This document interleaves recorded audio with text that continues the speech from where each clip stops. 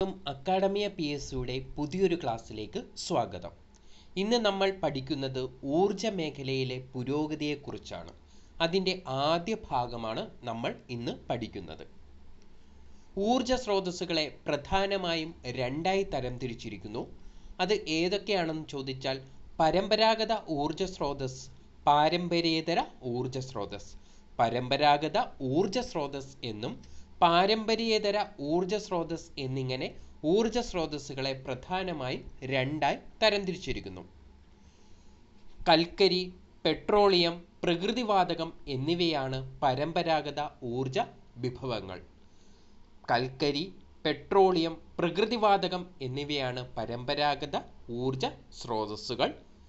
പരമ്പരാഗത വൈദ്യുതോർജ ഉറവിടങ്ങളെ മൂന്നായി വിഭജിക്കുന്നു. അത് ജലവൈദ്യുതി, താപവൈദ്യുതി, ആണവ വൈദ്യുതി എന്നിങ്ങനെയാണ്. പരമ്പരാഗത ഊർജ സ്രോതസ്സുകൾ ഏതൊക്കെയാണെന്ന് ചോദിച്ചാൽ കൽക്കരി, പെട്രോളിയം, പ്രകൃതിവാതകം എന്നിവയാണ്. പരമ്പരാഗത വൈദ്യുതോർജ ഉറവിടങ്ങളെ നമ്മൾ മൂന്നായി വിഭജിച്ചിരിക്കുന്നു. അത് ജലവൈദ്യുതി, താപവൈദ്യുതി, ആണവ വൈദ്യുതി എന്നിവയാണ്. ഇതിൽ നമുക്ക് ജലവൈദ്യുത പദ്ധതി നോക്കാം. ഇന്ത്യയുടെ ആദ്യ ജലവൈദ്യുത പദ്ധതിയാണ് ശിവസമുദ്രം. ശിവസമുദ്രമാണ് ഇന്ത്യയുടെ ആദ്യ ജലവൈദ്യുത പദ്ധതി. ഈ ശിവസമുദ്രം ഏത് നദിയിലാണ് സ്ഥിതി ചെയ്യുന്നത്? കാവേരി നദിയിൽ. കാവേരി നദിയിൽ സ്ഥിതി ചെയ്യുന്ന ശിവസമുദ്രമാണ് ഇന്ത്യയുടെ ആദ്യ ജലവൈദ്യുത പദ്ധതി. ഇത് ഏത് സംസ്ഥാനത്താണെന്ന് ചോദിച്ചാൽ കർണാടകയിലാണ്. അപ്പോൾ കർണാടകയിലെ കാവേരി നദിയിൽ സ്ഥിതി ചെയ്യുന്ന ശിവസമുദ്രമാണ് ഇന്ത്യയുടെ ആദ്യ ജലവൈദ്യുത പദ്ധതി. ഈ ശിവസമുദ്രം എന്നാണ് സ്ഥാപിതമായതെന്ന് ചോദിച്ചാൽ 1902-ലാണ്. 1902-ൽ കർണാടകയിലെ കാവേരി നദിയിൽ സ്ഥാപിതമായ ശിവസമുദ്രമാണ് ഇന്ത്യയുടെ ആദ്യ ജലവൈദ്യുത പദ്ധതി. ഇന്ത്യയുടെ ആദ്യ ജലവൈദ്യുത പദ്ധതി ഏതെന്ന് ചോദിച്ചാൽ ശിവസമുദ്രമാണ്. ഇത് ഏത് നദിയിലാണെന്ന് ചോദിച്ചാൽ കാവേരി നദിയിലാണ്. ഏത് സംസ്ഥാനമാണ്? കർണാടക. ശിവസമുദ്രം സ്ഥാപിതമായ വർഷം ചോദിച്ചാൽ 1902-ലുമാണ്. ഇന്ത്യയിലെ ആദ്യ ജലവൈദ്യുത നിലയം ചോദിച്ചാൽ സിദ്രോപോങ് ആണ്. ഇന്ത്യയിലെ ആദ്യത്തെ ജലവൈദ്യുത പദ്ധതി ശിവസമുദ്രമാണെങ്കിൽ ഇന്ത്യയിലെ ആദ്യ ജലവൈദ്യുത നിലയം ചോദിച്ചാൽ സിദ്രോപോങ് ആണ്. അത് സ്ഥാപിതമായത് 1897-ലാണ്. 1897-ൽ സ്ഥാപിതമായ സിദ്രോപോങ് ആണ് ഇന്ത്യയിലെ ആദ്യ ജലവൈദ്യുത നിലയം. ഇത് എവിടെയാണെന്ന് ചോദിച്ചാൽ പശ്ചിമ ബംഗാളിലെ ഡാർജിലിംഗിലാണ്. പശ്ചിമ ബംഗാളിലെ ഡാർജിലിംഗിൽ 1897-ൽ സ്ഥാപിതമായ സിദ്രോപോങ് ആണ് ഇന്ത്യയിലെ ആദ്യ ജലവൈദ്യുത നിലയം. ഇന്ത്യയുടെയും നേപ്പാളിൻ്റെയും സംയുക്ത ജലവൈദ്യുത പദ്ധതികളാണ് കോസി പദ്ധതി, മഹാകാളി പദ്ധതി, ഗാണ്ഡക് പദ്ധതി. കോസി പദ്ധതി, മഹാകാളി പദ്ധതി, ഗാണ്ഡക് പദ്ധതി, ഈ മൂന്ന് പദ്ധതികളുടെയും പ്രത്യേകത എന്താണ്? ഇന്ത്യയുടെയും നേപ്പാളിൻ്റെയും സംയുക്ത ജലവൈദ്യുത പദ്ധതികളാണ്. ഇത് തീർച്ചയായും ഓർത്തു വെക്കണം. കാരണം ഇപ്പോൾ നേപ്പാളും ഇന്ത്യയും തമ്മിൽ ഭൂപടത്തിൻ്റെ ഒരു പ്രശ്നമുണ്ടായിട്ടുണ്ട്. ഇന്ത്യയുടെയും നേപ്പാളിൻ്റെയും സംയുക്ത ജലവൈദ്യുത പദ്ധതികളാണ് കോസി പദ്ധതി, മഹാകാളി പദ്ധതി, ഗാണ്ഡക് പദ്ധതി എന്നിങ്ങനെ. ഏതൊക്കെയാണ്? കോസി പദ്ധതി, മഹാകാളി പദ്ധതി, ഗാണ്ഡക് പദ്ധതി എന്നിവ ഏതൊക്കെ രാജ്യങ്ങൾ തമ്മിലുള്ളതാണ്? ഇന്ത്യയുടെയും നേപ്പാളിൻ്റെയും സംയുക്ത ജലവൈദ്യുത പദ്ധതികളാണ് കോസി പദ്ധതി, മഹാകാളി പദ്ധതി, അതുപോലെ തന്നെ ഗാണ്ഡക് പദ്ധതി.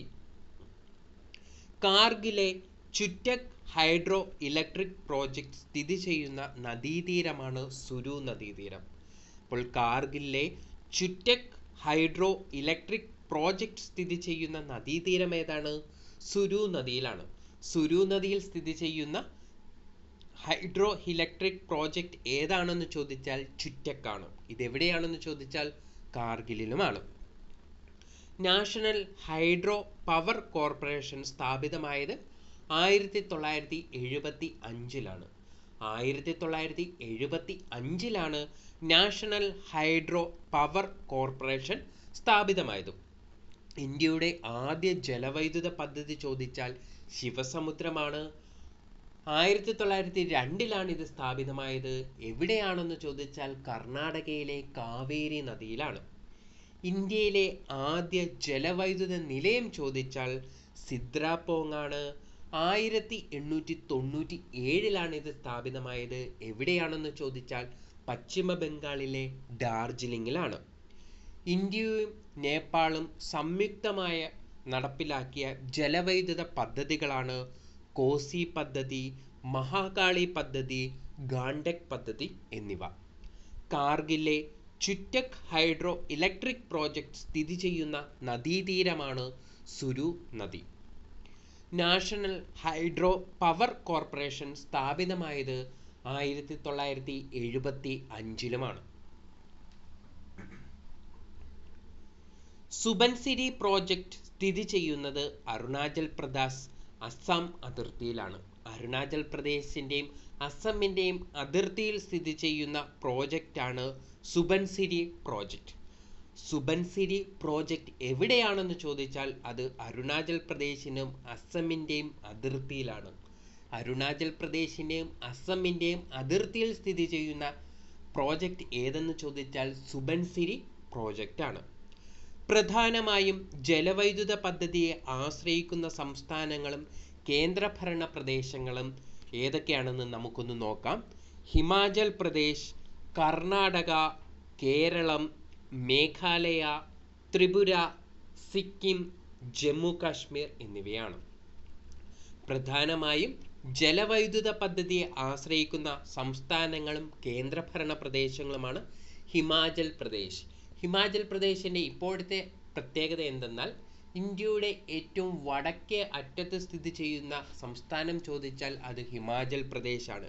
ജമ്മു കാശ്മീരിനെ കേന്ദ്രഭരണ പ്രദേശമാക്കിയതുകൊണ്ട് തന്നെ ഹിമാചൽ പ്രദേശാണ് ഇപ്പോൾ ഇന്ത്യയുടെ ഏറ്റവും വടക്കുള്ള സംസ്ഥാനം. ഈ ഹിമാചൽ പ്രദേശിൽ പ്രധാനമായും ജലവൈദ്യുത പദ്ധതിയാണ് ആശ്രയിക്കുന്നത്.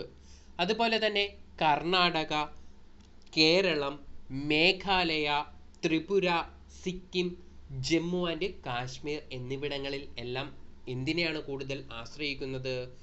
ജലവൈദ്യുത പദ്ധതിയാണ് ആശ്രയിക്കുന്നത്. ഹിമാചൽ പ്രദേശ്, കർണാടക, കേരളം, മേഘാലയ, ത്രിപുര, സിക്കിം, ജമ്മു ആൻഡ് കാശ്മീർ. ഇതിൽ കേരളം നമുക്കറിയാം, അതുപോലെ തന്നെ മേഘാലയ നമുക്ക് ഓർക്കാം. കാരണം ലോകത്തിൽ തന്നെ ഏറ്റവും കൂടുതൽ മഴ ലഭിക്കുന്ന പ്രദേശമായ മൗസിൻഡ്രോം, ചിറാപുഞ്ചിയും ഉള്ളത് മേഘാലയയിലാണ്. അപ്പോൾ തീർച്ചയായും മേഘാലയക്കാർ ഏതിൽ തന്നെയായിരിക്കും ആശ്രയിക്കുന്നത്? ജലവൈദ്യുത പദ്ധതിയെ തന്നെയായിരിക്കും. അതിൻ്റെ കൂടെ തന്നെ കർണാടക, ത്രിപുര, സിക്കിം, ജമ്മു ആൻഡ് കാശ്മീർ എന്നിവിടങ്ങളിലും ജലവൈദ്യുത പദ്ധതിയാണ് കൂടുതൽ ആശ്രയിക്കുന്നത്. തപോവൻ വിഷ്ണുഘാട്ട് ജലവൈദ്യുത പ്ലാന്റ് സ്ഥിതി ചെയ്യുന്ന സംസ്ഥാനം ഉത്തരാഖണ്ഡാണ്. ഉത്തരാഖണ്ഡിലാണ് തപോവൻ വിഷ്ണുഘാട്ട് ജലവൈദ്യുത പ്ലാന്റ് സ്ഥിതി ചെയ്യുന്നത്.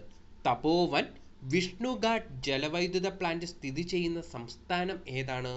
ഉത്തരാഖണ്ഡാണ്. കർച്ചാം വാങ്തു പവർ പ്രോജക്റ്റ് സ്ഥിതി ചെയ്യുന്ന നദിയാണ് സത്ലജ്. സത്ലജ് നദിയിലാണ് എന്ത് സ്ഥിതി ചെയ്യുന്നത്? കർച്ചാം വാങ്തു പവർ പ്രോജക്റ്റ് സ്ഥിതി ചെയ്യുന്നത്. ഇത് ഏത് സംസ്ഥാനത്താണെന്ന് ചോദിച്ചാൽ ഹിമാചൽ പ്രദേശിലാണ്.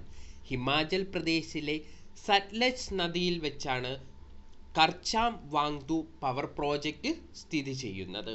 അപ്പോൾ ഹിമാചൽ പ്രദേശിലെ സത്ലജ് നദിയിലാണ് കർച്ചാം വാങ്തു പവർ പ്രോജക്റ്റ് സ്ഥിതി ചെയ്യുന്നത്. പൈത്താൻ ഹൈഡ്രോ ഇലക്ട്രിക് പ്രോജക്റ്റ് ഏത് രാജ്യത്തിൻ്റെ സഹായത്തോടെയാണ് നിർമ്മാണം പൂർത്തിയാക്കിയത്? ജപ്പാന്റെ സഹായത്തോടെയാണ് പൈത്താൻ ഹൈഡ്രോ ഇലക്ട്രിക് പ്രോജക്റ്റ് നിർമ്മാണം പൂർത്തിയാക്കിയത്. പൈത്താൻ ഹൈഡ്രോ ഇലക്ട്രിക് പ്രോജക്റ്റ് ഏത് രാജ്യത്തിൻ്റെ സഹായത്തോടെയാണ് നിർമ്മാണം പൂർത്തിയാക്കിയത് എന്ന് ചോദിച്ചാൽ അത് ജപ്പാന്റെ സഹായത്തോടെയാണ്. സുബൻസിരി പ്രോജക്റ്റ് സ്ഥിതി ചെയ്യുന്നത് അരുണാചൽ പ്രദേശിൻ്റെയും അസാമിൻ്റെയും അതിർത്തിയിലാണ്. അരുണാചൽ പ്രദേശിനെയും അസ്സാമിൻ്റെയും അതിർത്തിയിൽ സ്ഥിതി ചെയ്യുന്ന പ്രോജക്റ്റാണ് സുബൻസിരി പ്രോജക്റ്റ്. പ്രധാനമായും ജലവൈദ്യുത പദ്ധതിയെ ആശ്രയിക്കുന്ന സംസ്ഥാനങ്ങളും കേന്ദ്രഭരണ പ്രദേശങ്ങളും ഏതൊക്കെയാണ്? ഹിമാചൽ പ്രദേശ്, കർണാടക, കേരളം, മേഘാലയ, ത്രിപുര, സിക്കിം, അതുപോലെ തന്നെ കേന്ദ്രഭരണ പ്രദേശമായ ജമ്മു കാശ്മീരുമാണ്. തപോവൻ വിഷ്ണുഘാട്ട് എന്ന വൈദ്യുത പ്ലാന്റ് സ്ഥിതി ചെയ്യുന്ന സംസ്ഥാനം ഉത്തരാഖണ്ഡാണ്. ഉത്തരാഖണ്ഡിലാണ് തപോവൻ വിഷ്ണുഘാട്ട് ജലവൈദ്യുത പ്ലാന്റ് സ്ഥിതി ചെയ്യുന്നത്. കർച്ചാം വാങ്തു പവർ പ്രോജക്റ്റ് സ്ഥിതി ചെയ്യുന്ന നദി ചോദിച്ചാൽ സത്ലജ് നദിയിലാണ്. അത് ഹിമാചൽ പ്രദേശിലാണ്. ഹിമാചൽ പ്രദേശിലെ സത്ലജ് നദിയിലാണ് എന്ത് സ്ഥിതി ചെയ്യുന്നത്? കർച്ചാം വാങ്തു പവർ പ്രോജക്റ്റ് സ്ഥിതി ചെയ്യുന്നത്. പൈത്താൻ ഹൈഡ്രോ ഇലക്ട്രിക് പ്രോജക്റ്റ് ഏത് രാജ്യത്തിൻ്റെ സഹായത്തോടെയാണ് നിർമ്മാണം പൂർത്തിയാക്കിയതെന്ന് ചോദിച്ചാൽ ജപ്പാന്റെ സഹായത്തോടെയാണ്. ജപ്പാന്റെ സഹായത്തോടെയാണ് പൈത്താൻ ഹൈഡ്രോ ഇലക്ട്രിക് പ്രോജക്റ്റ് നിർമ്മാണം പൂർത്തിയാക്കിയത്. ഇനി നമുക്ക് ഇന്ത്യയിലെ പ്രധാന ജലവൈദ്യുത നിലയങ്ങളും അത് സ്ഥിതി ചെയ്യുന്ന സംസ്ഥാനവും നദിയും നോക്കാം. ഇടുക്കി നമുക്കറിയാം പെരിയാർ നദിയിലാണ്. അത് ഏത് സംസ്ഥാനത്താണ്? കേരളത്തിലാണ്. നാഗാർജുന സാഗർ കൃഷ്ണയിലാണ്. തെലങ്കാന സംസ്ഥാനത്തിലാണ്. നാഗാർജുന സാഗർ ഡാം എവിടെയാണ് സ്ഥിതി ചെയ്യുന്നത്? കൃഷ്ണയിലാണ്. അത് ഏത് സംസ്ഥാനമാണെന്ന് ചോദിച്ചാൽ തെലുങ്കാനയാണ്. നാഗാർജുന, അതിനകത്ത് അർജുനൻ വന്നതുകൊണ്ട് തന്നെ നദി ഏതായിരിക്കും? കൃഷ്ണ നദി ആയിരിക്കും. അപ്പോൾ നാഗാർജുന സാഗർ ഡാം സ്ഥിതി ചെയ്യുന്നത് കൃഷ്ണ നദിയിലാണ്. ഏത് സംസ്ഥാനത്താണെന്ന് ചോദിച്ചു കഴിഞ്ഞാൽ തെലുങ്കാനയിലാണ്. ശ്രീശൈലം, അതും കൃഷ്ണ നദിയിലായിരുന്നു. ആന്ധ്രാപ്രദേശ്, തെലങ്കാന എന്നീ സംസ്ഥാനങ്ങളിലാണ്. നാഗാർജുന സാഗർ, ശ്രീശൈലം കൃഷ്ണ നദിയിലായിരുന്നു. നേരത്തെ ആന്ധ്രാപ്രദേശിലായിരുന്നു. എന്നാൽ ആന്ധ്രാപ്രദേശിനെ വിഭജിച്ച് തെലുങ്കാന ആയതുകൊണ്ട് തന്നെ നാഗാർജുന സാഗർ കൃഷ്ണ നദിയിൽ തെലുങ്കാനയിൽ മാത്രവും ശ്രീശൈലം കൃഷ്ണ നദിയിൽ ആന്ധ്രാപ്രദേശ്, തെലങ്കാന സംസ്ഥാനങ്ങളിലുമായിട്ടാണ് വ്യാപിച്ചിരിക്കുന്നത്. ഇന്ദിരാസാഗർ ആയപ്പോൾ നർമ്മദ നദിയിലാണ്, മധ്യപ്രദേശിലാണ്. ഇന്ദിരാസാഗർ ഡാം എവിടെയാണെന്ന് ചോദിച്ചാൽ നർമ്മദ നദിയിലാണ്. ഏത് സംസ്ഥാനത്താണെന്ന് ചോദിച്ചാൽ അത് മധ്യപ്രദേശിലാണ്. ഇടുക്കി ഡാം പെരിയാറിലാണ്, കേരളത്തിലാണ്. നാഗാർജുന സാഗർ ആയപ്പോൾ കൃഷ്ണ നദി, അർജുനൻ വന്നതുകൊണ്ട് ഏത് നദി വന്നു? കൃഷ്ണ നദി വന്നു, തെലുങ്കാനയിലാണ്. ശ്രീശൈലമായപ്പോൾ അതും കൃഷ്ണ നദിയിലാണ്. അത് ഏതൊക്കെ സംസ്ഥാനങ്ങളിലാണ്? തെലുങ്കാനയിലും ആന്ധ്രാപ്രദേശിലുമാണ്. മധ്യപ്രദേശിലെ നർമ്മദ നദിയിൽ ഏതാണെന്ന് ചോദിച്ചാൽ അത് ഇന്ദിരാസാഗർ ആണ്. തെഹരി ഡാം ഭഗീരഥി നദിയിലാണ്, ഉത്തരാഖണ്ഡിലാണ്. ഉത്തരാഖണ്ഡിലെ ഭഗീരഥിയിലാണ് എന്ത് സ്ഥിതി ചെയ്യുന്നത്? തെഹരി സ്ഥിതി ചെയ്യുന്നത്. തെഹരി എവിടെയാണ് സ്ഥിതി ചെയ്യുന്നത്? ഭഗീരഥി നദിയിലാണ്. സ്ഥലം എവിടെയാണെന്ന് ചോദിച്ചാൽ അത് ഉത്തരാഖണ്ഡിലുമാണ്. അടുത്തത് കൊയ്നയാണ്. കൊയ്ന നദിയിൽ തന്നെയാണ്. എവിടെയാണെന്ന് ചോദിച്ചാൽ അത് മഹാരാഷ്ട്രയിലാണ്. മഹാരാഷ്ട്രയിലെ കൊയ്ന നദിയിലാണ് കൊയ്ന അണക്കെട്ട് സ്ഥിതി ചെയ്യുന്നത്. നാറ്റ്പ ചാക്രി എവിടെയാണ്? സത്ലജ് നദിയിലാണ്. ഏത് സംസ്ഥാനത്താണെന്ന് ചോദിച്ചാൽ ഹിമാചൽ പ്രദേശിലാണ്. ഹിമാചൽ പ്രദേശിലെ സത്ലജ് നദിയിൽ സ്ഥിതി ചെയ്യുന്നതാണ് നാറ്റ്പ ചാക്രിയ. അതുപോലെ തന്നെ ഭക്രാനങ്കലാണ്. അതും സത്ലജ് നദിയിൽ തന്നെയാണ്.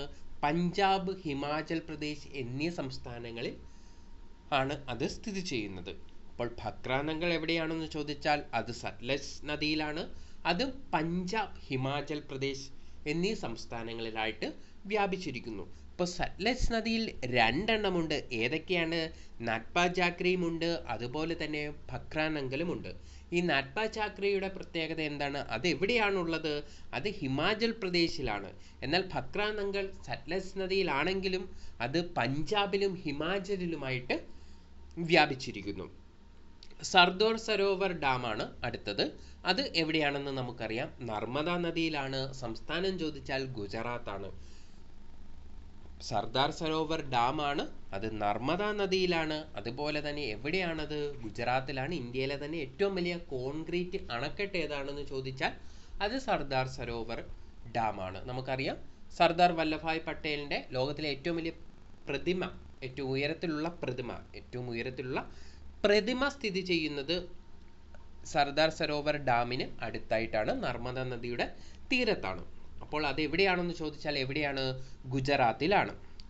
അടുത്തത് ഹിരാക്കുഡ് ആണ്. ഹിരാക്കുഡ് മഹാനദിയിൽ ഒഡീഷയിലാണ്. ഹിരാക്കുഡ് മഹാനദി ഒഡീഷയാണ്. ഹിരാക്കുഡാണ് ഇന്ത്യയിലെ ഏറ്റവും നീളമേറിയ അണക്കെട്ട്. ഓക്കെ ആണല്ലോ. അപ്പോൾ എവിടെയാണ്? ഹിരാക്കുഡാണ്.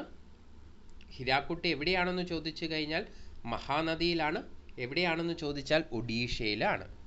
അപ്പം ഇടുക്കിയിലാണ്. ഇടുക്കി ഡാം എവിടെയാണെന്ന് ചോദിച്ചാൽ അത് പെരിയാറാണ്. സംസ്ഥാനം ചോദിച്ചാൽ കേരളമാണ്. നാഗാർജുന സാഗർ കൃഷ്ണ നദി തെലുങ്കാന. ശ്രീശൈലം കൃഷ്ണ നദി ആന്ധ്രാപ്രദേശ് തെലുങ്കാന. ഇന്ദിരാസാഗർ ഡാം നർമ്മദ മധ്യപ്രദേശ്. തെഹരി ഭഗീരഥി ഉത്തരാഖണ്ഡ്. കൊയ്ന നദിയിൽ തന്നെയാണ് മഹാരാഷ്ട്ര. നാറ്റ്പ ചാക്രി ആയപ്പോൾ സത്ലജ് എവിടെയാണെന്ന് ചോദിച്ചാൽ ഹിമാചൽ പ്രദേശ്. ഭക്രാനങ്കൽ ആയപ്പോൾ അതും സത്ലജിലാണ്. പഞ്ചാബിലും ഹിമാചൽ പ്രദേശിലുമായി വ്യാപിച്ചിരിക്കുന്നു. സർദാർ സരോവർ നർമ്മദ നദി ഗുജറാത്ത്. ഹിരാക്കുഡ് ആയപ്പോൾ മഹാനദി ഒഡീഷ. ഇനി നമുക്കടുത്തത് വിവിധോദ്ദേശ പദ്ധതികൾ നോക്കാം. അതിൽ ദാമോദർ വാലിയാണ് നമ്മൾ നോക്കുന്നത്. സ്വതന്ത്ര ഇന്ത്യയിലെ ആദ്യ വിവിധോദ്ദേശ ജലവൈദ്യുത പദ്ധതിയാണ് ദാമോദർ വാലി. ദാമോദർ വാലി പദ്ധതിയുടെ പ്രത്യേകത എന്താണ്? സ്വതന്ത്ര ഇന്ത്യയിലെ ആദ്യത്തെ വിവിധോദ്ദേശ ജലവൈദ്യുത പദ്ധതിയാണ് എന്ത്? ദാമോദർ വാലി. അപ്പോൾ ദാമോദർ വാലിയുടെ പ്രത്യേകത എന്താണ്? സ്വതന്ത്ര ഇന്ത്യയിലെ ആദ്യത്തെ വിവിധോദ്ദേശ ജലവൈദ്യുത പദ്ധതിയാണ് ദാമോദർ വാലി. ദാമോദർ വാലി നദീതട പദ്ധതി നിലവിൽ വന്ന വർഷം 1948 ജൂലൈ 7-നാണ്. 1948 ജൂലൈ 7-ന് നിലവിൽ വന്ന ദാമോദർ വാലി നദീതട പദ്ധതിയാണ് സ്വതന്ത്ര ഇന്ത്യയിലെ ആദ്യത്തെ വിവിധോദ്ദേശ ജലവൈദ്യുത പദ്ധതി. ദാമോദർ വാലിയുടെ ഭാഗമായ ആദ്യത്തെ അണക്കെട്ടാണ് തില്ലയ്യ അണക്കെട്ട്. തില്ലയ്യ അണക്കെട്ട് എന്തിൻ്റെ ഭാഗമാണെന്ന് ചോദിച്ചാൽ ദാമോദർ വാലിയുടെ ഭാഗമാണ്. തില്ലയ്യ അണക്കെട്ട് സ്ഥിതി ചെയ്യുന്ന ദാമോദർ നദിയുടെ പോഷക നദിയാണ് ബരാക്കർ നദി. ബരാക്കർ നദിയിലാണ് തില്ലയ്യ അണക്കെട്ട് സ്ഥിതി ചെയ്യുന്നത്. ഈ ബരാക്കർ നദി ഏത് നദിയുടെ പോഷക നദിയാണെന്ന് ചോദിച്ചാൽ അത് ദാമോദർ നദിയുടെ പോഷക നദിയാണ്. തില്ലയ്യ അണക്കെട്ട് സ്ഥിതി ചെയ്യുന്ന ദാമോദർ നദിയുടെ പോഷക നദിയാണ് ബരാക്കർ നദി. അമേരിക്കയുടെ ടെന്നീസ് വാലി പദ്ധതിയുടെ മാതൃകയിൽ ഇന്ത്യയിൽ നിർമ്മിച്ച പദ്ധതിയാണ് ദാമോദർ വാലി. അമേരിക്കയുടെ ടെന്നീസ് വാലി പദ്ധതിയുടെ മാതൃകയിൽ ഇന്ത്യയിൽ നിർമ്മിച്ച പദ്ധതിയാണേത്? ദാമോദർ വാലി പദ്ധതി. ദാമോദർ വാലി നദീതട പദ്ധതിയുടെ ഗുണഭോക്താക്കളായ സംസ്ഥാനങ്ങളാണ് ജാർഖണ്ഡും പശ്ചിമ ബംഗാളും. ജാർഖണ്ഡും പശ്ചിമ ബംഗാളുമാണ് ദാമോദർ വാലി നദീതട പദ്ധതിയുടെ ഗുണഭോക്താക്കളായ സംസ്ഥാനങ്ങൾ. ഏതൊക്കെയാണ്? ജാർഖണ്ഡും പശ്ചിമ ബംഗാളും. ദാമോദർ വാലിയുടെ ഭാഗമായ ഇന്ത്യയിലെ ഏറ്റവും വലിയ പവർ സ്റ്റേഷനാണ് Bokaro power station. Bokaro power station Damodar വാലിയുടെ ഭാഗമായ ഇന്ത്യയിലെ ഏറ്റവും വലിയ പവർ സ്റ്റേഷനാണ്. ദാമോദർ വാലിയുടെ പ്രത്യേകതകൾ എന്തൊക്കെയാണ് നമ്മൾ പഠിച്ചത്? സ്വതന്ത്ര ഇന്ത്യയിലെ ആദ്യത്തെ വിവിധോദ്ദേശ ജലവൈദ്യുത പദ്ധതിയാണ് ദാമോദർ വാലി. ദാമോദർ വാലി നദീതട പദ്ധതി നിലവിൽ വന്ന വർഷം 1948 ജൂലൈ 7-നാണ്. ദാമോദർ വാലിയുടെ ഭാഗമായ ആദ്യത്തെ അണക്കെട്ട് ചോദിച്ചാൽ അത് തില്ലയ്യ അണക്കെട്ടാണ്. തില്ലയ്യ അണക്കെട്ട് സ്ഥിതി ചെയ്യുന്ന ദാമോദർ നദിയുടെ പ്രധാന നദിയാണ് ബരാക്കർ. അമേരിക്കയുടെ ടെന്നീസ് വാലി പദ്ധതിയുടെ മാതൃകയിൽ ഇന്ത്യയിൽ നിർമ്മിച്ച പദ്ധതിയാണ് ദാമോദർ വാലി പദ്ധതി. ദാമോദർ വാലി നദീതട പദ്ധതിയുടെ ഗുണഭോക്താക്കളായ സംസ്ഥാനങ്ങളാണ് ജാർഖണ്ഡും പശ്ചിമ ബംഗാളും. ദാമോദർ വാലിയുടെ ഭാഗമായ ഇന്ത്യയിലെ ഏറ്റവും വലിയ പവർ സ്റ്റേഷൻ ചോദിച്ചാൽ ബൊക്കാറോ പവർ സ്റ്റേഷനാണ്. അടുത്തത് ഭക്രാനങ്കലാണ്. ഇന്ത്യയിലെ ഏറ്റവും വലിയ വിവിധോദ്ദേശീയ നദീജല പദ്ധതിയാണ് ഭക്രാനങ്കൽ. ഇന്ത്യയിലെ ആദ്യത്തെ വിവിധോദ്ദേശ നദീജല പദ്ധതി ദാമോദർ വാലിയാണെങ്കിൽ ഇന്ത്യയിലെ ഏറ്റവും വലിയ വിവിധോദ്ദേശീയ നദീജല പദ്ധതിയാണ് ഭക്രാനങ്കൽ. ഭക്രാനങ്കൽ അണക്കെട്ട് സ്ഥിതി ചെയ്യുന്ന നദി ചോദിച്ചാൽ സത്ലജ് നദിയാണ്. സത്ലജ് നദിയിലാണ് ഏത് സ്ഥിതി ചെയ്യുന്നത്? ഭക്രാനങ്കൽ സ്ഥിതി ചെയ്യുന്നത്.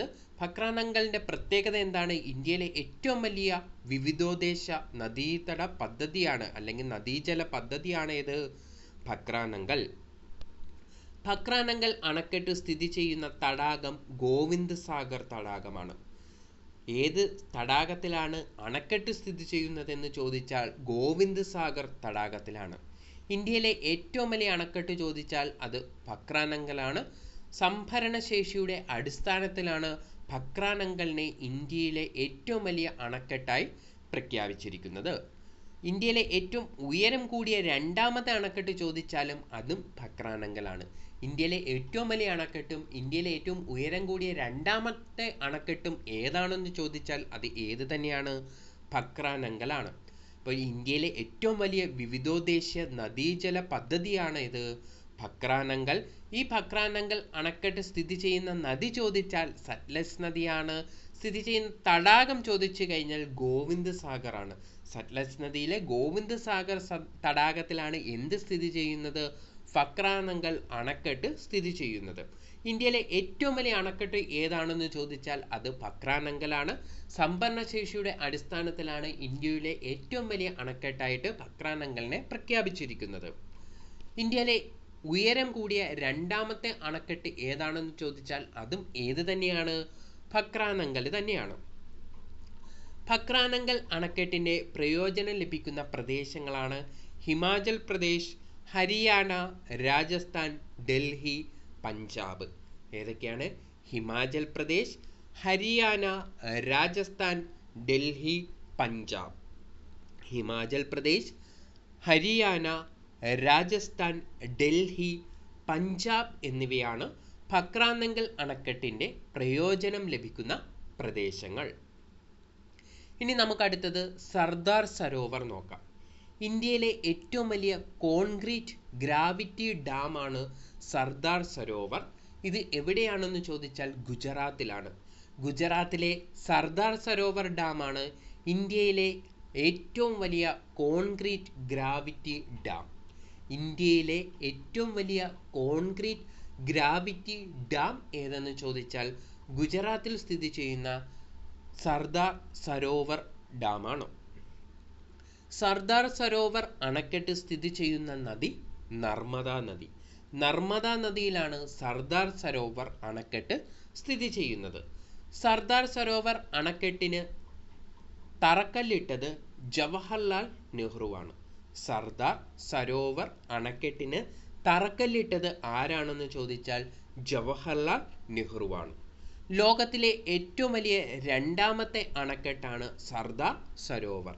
നിർമ്മിക്കാൻ ഉപയോഗിച്ച കോൺക്രീറ്റിന്റെ അളവിന്റെ അടിസ്ഥാനത്തിലാണ് ലോകത്തിലെ ഏറ്റവും വലിയ രണ്ടാമത്തെ അണക്കെട്ടായി സർദാർ സരോവറിനെ തീരുമാനിച്ചിരിക്കുന്നത്.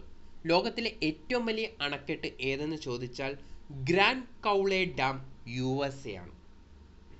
ലോകത്തിലെ ഏറ്റവും വലിയ അണക്കെട്ട് ഏതെന്ന് ചോദിച്ചാൽ ഗ്രാൻഡ് കൗളെ ഡാം USA ആണ്. ഇന്ത്യയിലെ ഏറ്റവും വലിയ അണക്കെട്ട് ചോദിക്കുകയാണെങ്കിൽ ഭക്രാനങ്കലാണ്. സംഭരണശേഷിയുടെ അടിസ്ഥാനത്തിലാണ് അത് പറഞ്ഞിരിക്കുന്നത്. അതുപോലെ തന്നെ ലോകത്തിലെ ഏറ്റവും വലിയ രണ്ടാമത്തെ അണക്കെട്ടായിട്ട് സർദാർ സരോവറിനെ തീരുമാനിച്ചത് എങ്ങനെയാണെന്ന് ചോദിച്ചാൽ നിർമ്മിക്കാൻ ഉപയോഗിച്ച കോൺക്രീറ്റ് അളവിന്റെ അടിസ്ഥാനത്തിലാണ്. ഗ്രാൻഡ് കൗളെ ഡാം USA ആണ് ലോകത്തിലെ ഏറ്റവും വലിയ അണക്കെട്ട്. ഇന്ത്യയിലെ ഏറ്റവും വലിയ അണക്കെട്ട് ഏതെന്ന് ചോദിച്ചാൽ അത് ഭക്രാനങ്കൽ തന്നെയാണ്. ഇന്ത്യയിലെ ഏറ്റവും വലിയ കോൺക്രീറ്റ് ഗ്രാവിറ്റി ഡാം ചോദിച്ചാൽ മാത്രമായിരിക്കും അത് ഏത് സർദാർ സരോവർ ഡാം. ആന്ധ്രാപ്രദേശിൻ്റെയും കർണാടകത്തിൻ്റെയും സംയുക്ത സംരംഭമായ വിവിധോദ്ദേശ പദ്ധതിയാണ് തുംഗഭദ്ര വിവിധോദ്ദേശ പദ്ധതി. തുംഗഭദ്ര വിവിധോദ്ദേശ പദ്ധതി ഏതൊക്കെ സംസ്ഥാനങ്ങളുമായിട്ട് ബന്ധപ്പെട്ട് കിടക്കുന്നു? ആന്ധ്രാപ്രദേശും കർണാടകയും. ആന്ധ്രാപ്രദേശിൻ്റെയും കർണാടകത്തിൻ്റെയും സംയുക്ത സംരംഭമായ വിവിധോദ്ദേശ പദ്ധതിയാണ് ഏത്? തുംഗഭദ്ര വിവിധോദ്ദേശ പദ്ധതി. കേന്ദ്ര സർക്കാർ അംഗീകാരം നൽകിയ ആന്ധ്രാപ്രദേശിലെ ഗോദാവരി നദിയിലെ വിവിധോദ്ദേശ പദ്ധതിയാണ് പോളാവാരം. പോളാവാരം ഏത് നദിയിലാണെന്ന് ചോദിച്ചാൽ ഗോദാവരി നദിയിലാണ്. അത് ഏത് സംസ്ഥാനത്താണെന്ന് ചോദിച്ചാൽ ആന്ധ്രാപ്രദേശിലുമാണ്. കേന്ദ്ര സർക്കാർ അംഗീകാരം നൽകിയ ആന്ധ്രാപ്രദേശിലെ ഗോദാവരി നദിയിലെ വിവിധോദ്ദേശ പദ്ധതിയാണ് പോളാവാരം.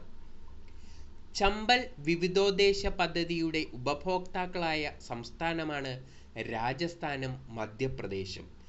രാജസ്ഥാനും മധ്യപ്രദേശും ചമ്പൽ വിവിധോദ്ദേശ പദ്ധതിയുടെ ഉപഭോക്താക്കളായ സംസ്ഥാനമാണ്. ആന്ധ്രാപ്രദേശിൻ്റെയും കർണാടകത്തിൻ്റെയും സംയുക്ത സംരംഭമായ വിവിധോദ്ദേശ പദ്ധതി ചോദിച്ചാൽ തുംഗഭദ്ര വിവിധോദ്ദേശ പദ്ധതിയാണ്. കേന്ദ്ര സർക്കാർ അംഗീകാരം നൽകിയ ആന്ധ്രാപ്രദേശിലെ ഗോദാവരി നദിയിലെ വിവിധോദ്ദേശ പദ്ധതി ചോദിച്ചാൽ അത് പോളാവാരമാണ്. ചമ്പൽ വിവിധോദ്ദേശ പദ്ധതിയുടെ ഉപഭോക്താക്കളായ സംസ്ഥാനമാണ് രാജസ്ഥാൻ, മധ്യപ്രദേശ് എന്നിവ. കേന്ദ്ര പരിസ്ഥിതി മന്ത്രാലയം നിർമ്മാണ അനുമതി നൽകിയ ലോകത്തിലെ ഏറ്റവും വലിയ multi phase multi purpose lift irrigation പ്രോജക്റ്റാണ് കാലേശ്വരം പ്രോജക്റ്റ്. ഇത് എവിടെയാണെന്ന് ചോദിച്ചാൽ തെലുങ്കാനയിലാണ്. തെലുങ്കാനയിലെ കാലേശ്വരം പ്രോജക്റ്റിൻ്റെ പ്രത്യേകത എന്തൊക്കെയാണ്? കേന്ദ്ര പരിസ്ഥിതി മന്ത്രാലയം നിർമ്മാണ അനുമതി നൽകിയ ലോകത്തിലെ ഏറ്റവും വലിയ multi phase multi purpose lift irrigation project ഏതെന്ന് ചോദിച്ചാൽ അത് കാലേശ്വരമാണ്. എവിടെയാണെന്ന് ചോദിച്ചാൽ അത് തെലുങ്കാനയിലുമാണ്. കാലേശ്വരം പ്രോജക്റ്റ് നിലവിൽ വരുന്ന നദി ഗോദാവരിയാണ്. ഗോദാവരി നദിയിലാണ് കാലേശ്വരം പ്രോജക്റ്റ് നിലവിൽ വരുന്നത്. ഏത് സംസ്ഥാനമെന്ന് ചോദിച്ചാൽ തെലുങ്കാന. കാലേശ്വരം പ്രോജക്റ്റ് തെലുങ്കാനയിൽ ഗോദാവരി നദിയിലാണ് നിലവിൽ വരുന്നത്. ഏഷ്യയിലെ ഏറ്റവും വലിയ ഡ്രിപ്പ് ഇറിഗേഷൻ പ്രോജക്റ്റാണ് രാംതാൽ പ്രോജക്റ്റ്. ഏഷ്യയിലെ ഏറ്റവും വലിയ ഡ്രിപ്പ് ഇറിഗേഷൻ പ്രോജക്റ്റ് ഏതാണെന്ന് ചോദിച്ചാൽ അത് രാംതാൽ പ്രോജക്റ്റ് ആണ്. ഏത് സംസ്ഥാനമാണെന്ന് ചോദിച്ചാൽ കർണാടകയുമാണ്. ആന്ധ്രാപ്രദേശിൻ്റെയും കർണാടകത്തിൻ്റെയും സംയുക്ത സംരംഭമായ വിവിധോദ്ദേശ പദ്ധതിയാണ് തുംഗഭദ്ര വിവിധോദ്ദേശ പദ്ധതി.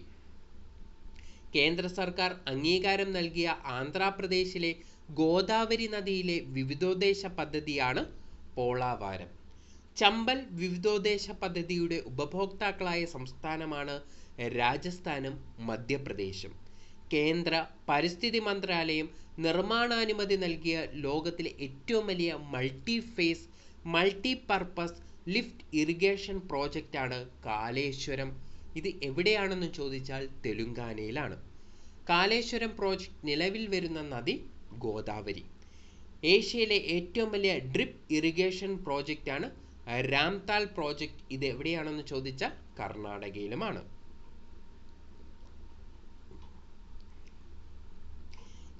കേന്ദ്ര ഗവൺമെന്റിന്റെയും ഉത്തരാഖണ്ഡ് ഗവൺമെന്റിന്റെയും സംയുക്ത വിവിധോദ്ദേശ പദ്ധതിയാണ് തെഹരി.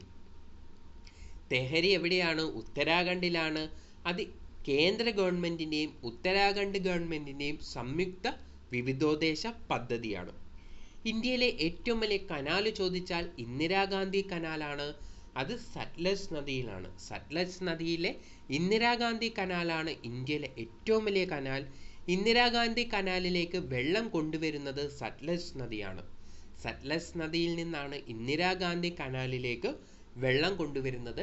ഈ ഇന്ദിരാഗാന്ധി കനാലിൻ്റെ പ്രത്യേകത എന്താണെന്ന് ചോദിച്ചാൽ ഇന്ത്യയിലെ ഏറ്റവും വലിയ കനാലാണ് ഇന്ദിരാഗാന്ധി കനാൽ. ഇന്ദിരാഗാന്ധി കനാൽ നിർമ്മാണം ആരംഭിച്ചത് 1958 മാർച്ച് 31-നാണ്. 1958 മാർച്ച് 31-നാണ് ഇന്ദിരാഗാന്ധി കനാൽ നിർമ്മാണം ആരംഭിച്ചത്.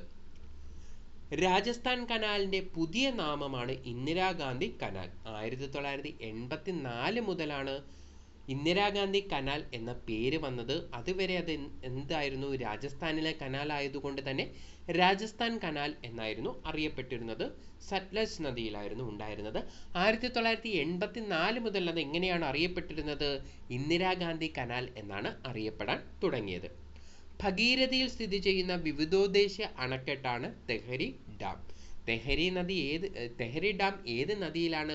ഭഗീരഥി നദിയിലാണ്. ഏത് സംസ്ഥാനത്താണെന്ന് ചോദിച്ചാൽ ഉത്തരാഖണ്ഡിലാണ്.